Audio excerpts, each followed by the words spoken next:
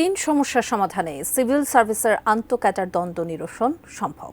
সকালে রাজধানী কৃষিবিদ ইনস্টিটিউশন বাংলাদেশ কেআইবিতে আন্তঃক্যাডার বৈষম্য নিরসন পরিষদ আয়োজিত আলোচনা সভার পর্যালোচনায় এমন বক্তব্য উঠে আসে। সেই সাথে বৈষম্য নিরসন না হলে জনবান্ধব ও সেবামূলক রাষ্ট্র কাঠামো নির্মাণ সম্ভব হবে না বলেও জানান বক্তারা। সম্রাট আনোয়ারের রিপোর্ট।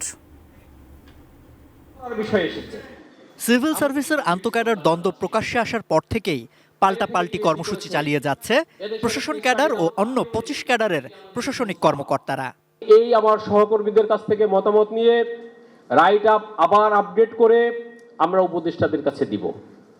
শুক্রবার রাজধানীর কৃষিবিদ ইনস্টিটিউশনে জনবান্ধব সিভিল সার্ভিস বিনির্মাণে করণীয় নিয়ে আলোচনা সভার আয়োজন করে আন্তঃক্যাডার বৈষম্য নিরসন পরিষদ, যেখানে অংশ নেন দেশের বিভিন্ন স্থান থেকে আসা 25 ক্যাডারের কয়েক হাজার সরকারি কর্মকর্তা। যা অন্যায় ও অনৈতিকভাবে বিগত সময়ে নেওয়া হয়েছে, যেখানে বিভিন্ন ক্ষেত্রে বৈষম্যের শিকার হওয়ার অভিজ্ঞতা তুলে ধরেন বক্তারা।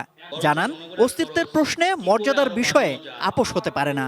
মন্ত্রণালয়ের অনভিজ্ঞ কর্মকর্তার পদায়ন, উপসচিব পদে কোটা পদ্ধতি প্রয়োগ ও আন্তঃক্যাডার বৈষম্যই যেখানে মূল সমস্যা হিসেবে চিহ্নিত করা হয়।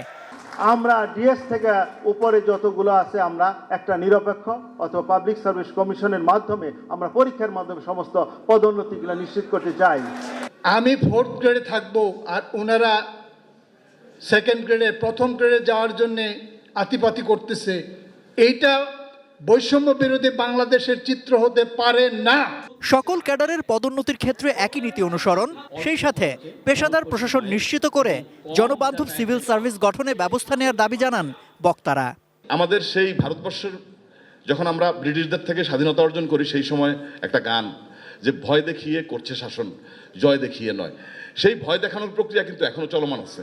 প্রত্যেকটা ক্যাডারে যাওয়ার অধিকার আছে, কিন্তু তারা এই পদটাকে তাদের নিজেদের পদ করে নিয়েছে। এই জায়গাটায় আমাদের ভাঙতে হবে। জুনিয়র ছেলে একটি তথাকথিত ক্যাডারের অপমান করে, বয়স কোথায় গেছে? হত্যা করেন আমাদের, মেরে ফেলেন আমাদের। এই অপমানজনক অবস্থাতে আমরা চাই না।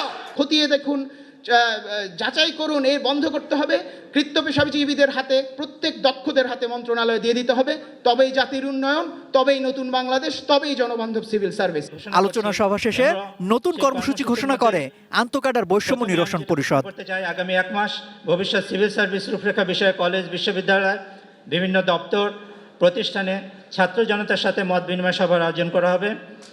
সম্রাট আনোয়ার, 18 নিউজ, ঢাকা।